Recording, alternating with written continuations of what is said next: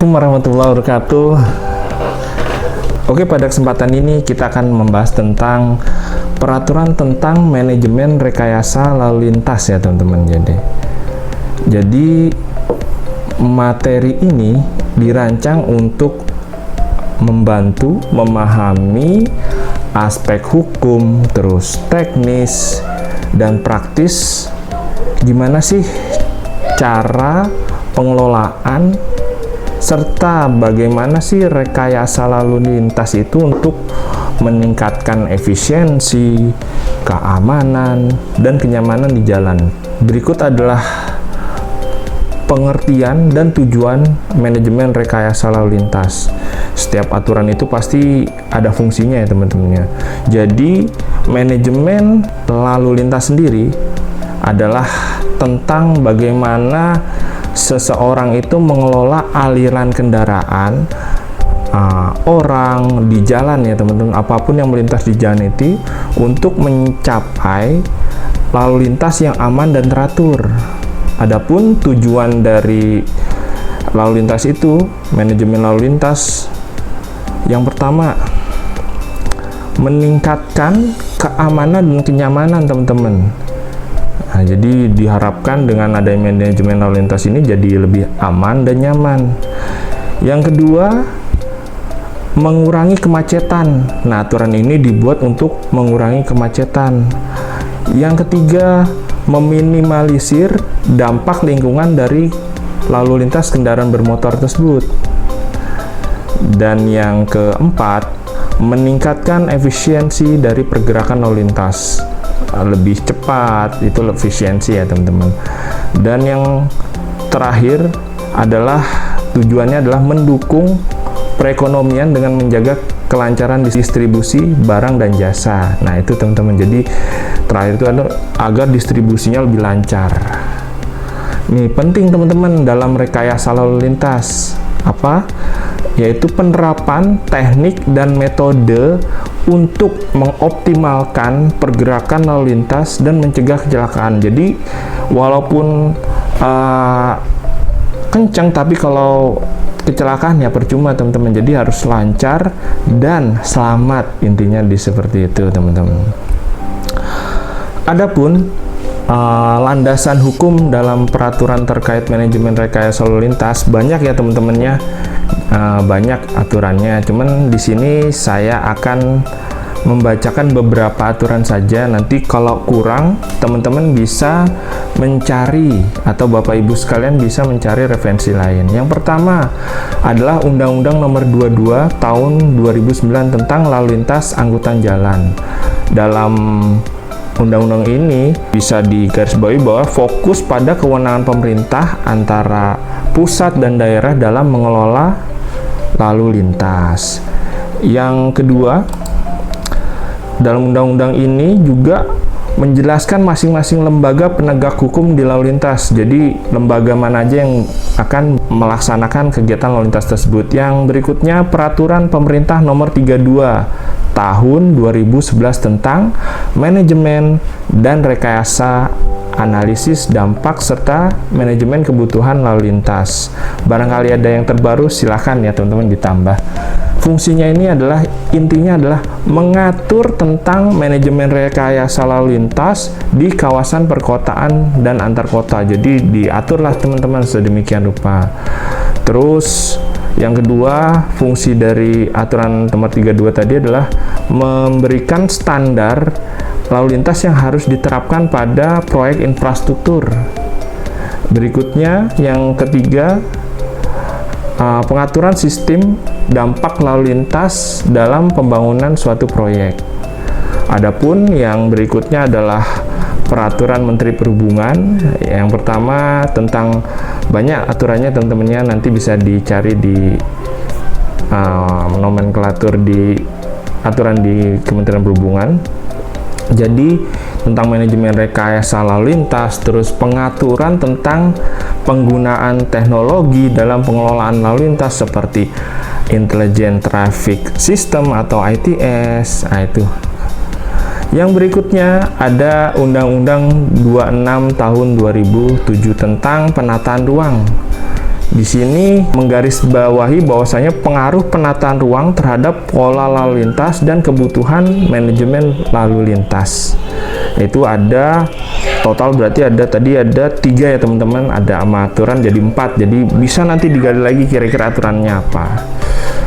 Tapi yang bisa dijelaskan bahwasanya poin ketiga ini, jadi dalam aturan itu pasti ada aspek manajemen lalu lintas. Aspeknya apa saja? Yang pertama adalah perencanaan lalu lintas. Ya, jadi pada perencanaan lalu lintas itu pastinya adanya analisis kebutuhan lalu lintas di suatu wilayah ya. Terus setelah dianalisis, pengembangan jaringan jalan dan sistem transportasinya, dikembangkan jaringan jalan dan sistem transportasinya. Berikutnya setelah dikembangkan, adanya kebutuhan data lalu lintas untuk perencanaan dan simulasi, disimulasikan lah setelah itu. Setelah tahap perencanaan, adanya pengendalian lalu lintas. Pengendalian lalu lintas sendiri ada beberapa poin. Pertama, teknik pengaturan lalu lintas. Misalkan ya, lampu lalu lintas, cara memasang marka, jalan, dan rambu-rambu. Berikutnya adalah penerapan sistem kendali lalu lintas berbasis teknologi yang ITS tadi ya teman-teman ya. Setelah itu adalah pengoperasian lalu lintas. Di sini pengoperasian lalu lintas adalah pengelolaan aliran kendaraan secara real time di jalan raya. Jadi pengoperasian itu real time, pada saat ada kemacetan langsung diambil tindakan, langsung berubah lampu merahnya atau sistemnya. Terus di pemantauan lalu lintas menggunakan CCTV dan sistem lainnya. Oke, setelah dipantau, adanya sistem penanganan insiden untuk merespon kecelakaan atau hambatan lalu lintas. Jadi pas ada kejadian yang sifatnya insiden, itu langsung direspon. Berikutnya adalah pengelolaan dampak lalu lintas. Nah, di sini dalam pengelolaan dampak lalu lintas adanya teknik untuk mengurangi dampak negatif dari pembangunan terhadap lalu lintas, itu harus diatur dalam aturan tersebut ya. Berikutnya pengaturan terhadap transportasi publik dan manajemen kendaraan pribadi seperti apa, itu harus diatur dalam aturan. Seperti itu teman-teman. Jadi itu adalah aspek lalu lintas, aspek komponen lalu lintas di poin ketiga. Yang poin keempat adalah rekayasa lalu lintas. Rekayasa lalu lintas ini prinsip-prinsipnya ada beberapa teman-teman. Jadi prinsip dari rekayasa lalu lintas adalah metode rekayasa yang bertujuan untuk efisiensi dan keselamatan lalu lintas. Jadi selain efisiensi waktu, tetap keselamatan lalu lintas itu nomor 1 juga. Dan teknik permodalan dan simulasi ya, disimulasikan. Setelah disimulasikan dan analisis terhadap data kecelakaan, volume lalu lintas, dan kecepatan.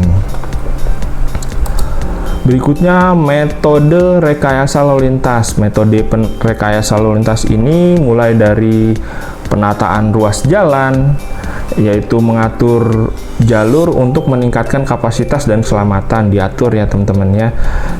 Setelah itu pengaturan lampu lalu lintas. Pengaturan lalu lintas ini adalah pengaturan sinyal agar aliran kendaraan lebih teratur dan lebih efektif dan efisien. Berikutnya adalah pengelolaan parkir. Di sini adalah mengatur area parkir agar tidak mengganggu lalu lintas. Dan ada lagi sistem one way. Sistem one way ini adalah sistem satu arah ya teman-teman. Jadi menerapkan sistem satu arah di suatu tempat tertentu untuk mengurangi kepadatan lalu lintas dan menghindari pertemuan antara dua arus lalu lintas. Yang berikutnya adalah rekayasa infrastruktur. Jadi bisa perencanaan dan pengembangan infrastruktur guna menunjang kelancaran lalu lintas, seperti pembangunan flyover, underpass, jembatan penyeberangan maksudnya, dan trotoar. Nah, itu semuanya perlu diatur dalam aturan. Dan pemasangan perlengkapan jalan seperti rambu, marka, dan pembatas jalan. Berikutnya, setelah rekayasa lalu lintas, kita masuk pada analisis dampak lalu lintas atau andalalin. Adapun tujuan andalalin ini biasanya udah ada bangunan yang akan dibangun atau sudah terbangun, dianalisis bagaimanakah dampak terhadap lalu lintas ini. Tujuannya itu tadi ya teman-teman, memastikan bahwa pembangunan di suatu kawasan itu tidak mengganggu kondisi lalu lintas setempat. Mengganggu dalam hal ini adalah bikin macet lah teman-teman ya. Adapun langkah-langkah dalam andalalin, ini langkah sederhana teman-teman ya, jadi bisa ada tambahan berikutnya. Yang pertama, mengidentifikasi dampak lalu lintas dari proyek pembangunan tersebut. Dampaknya seperti apa nih? Setelah itu, setelah diidentifikasi, kita evaluasi bagaimana kapasitas jalannya, bagaimana kebutuhan penyesuaian infrastrukturnya. Setelah kita mengetahui tersebut, kita kembangkanlah solusinya. Solusi untuk memitigasi dampak negatif tersebut. Seperti apa? Di solusinya sih masing-masing ya teman-teman. Terus perlu adanya regulasi terkait andalalin. Misalkan persyaratan andalalin pada proyek besar pastinya beda dengan proyek-proyek kecil, pembangunan kecil.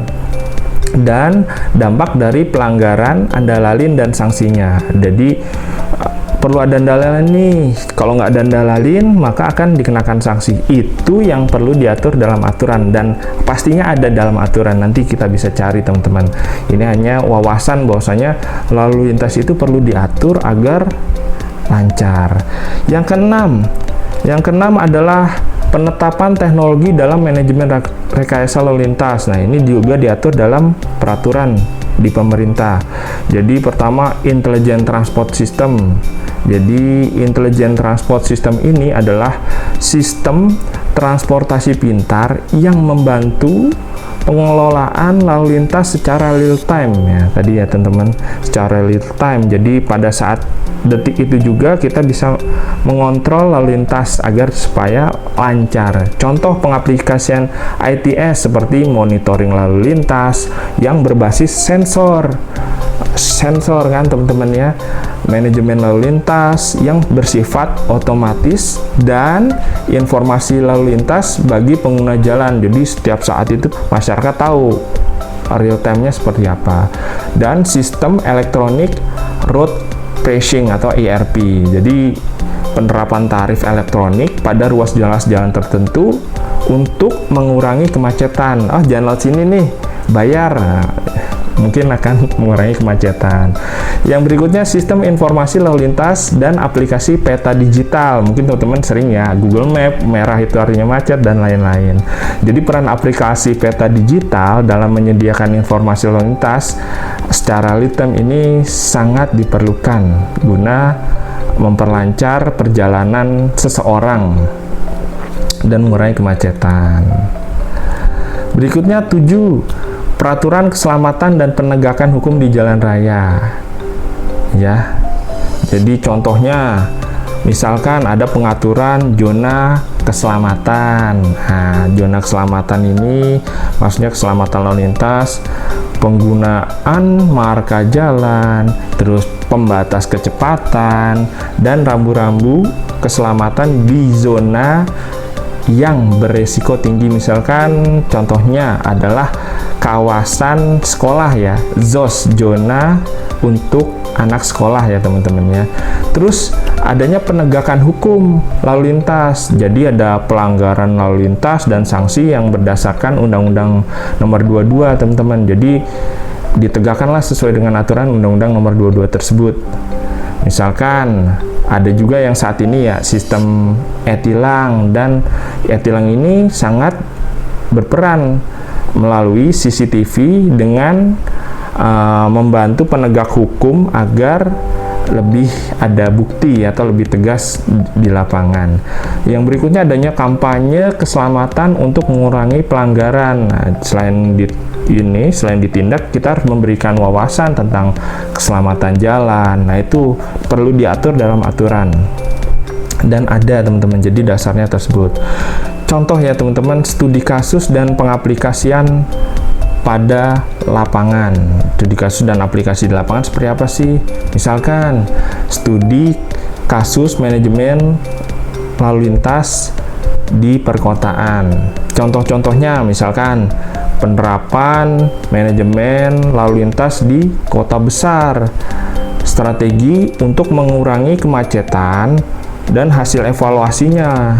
Dievaluasi nih, gimana nih skema ini, lancar tidak? Kalau tidak, dievaluasi lagi, yaitu melalui evaluasi proyek rekayasa lalu lintas. Jadi proyek rekayasa lalu lintas, infrastruktur, dan dampak terhadap aliran arus lalu lintas.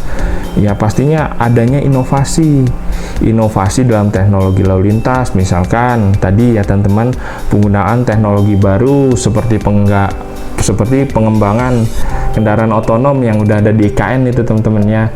Dan kira-kira dampaknya gimana sih terhadap manajemen rekayasa lalu lintas kendaraan otonom tersebut? Ya seperti itu teman-teman. Oke, jadi apa teman-teman? Semua itu pasti ada dasar aturannya. Itulah yang diatur dalam aturan, dirinci sesuai dengan kebutuhan.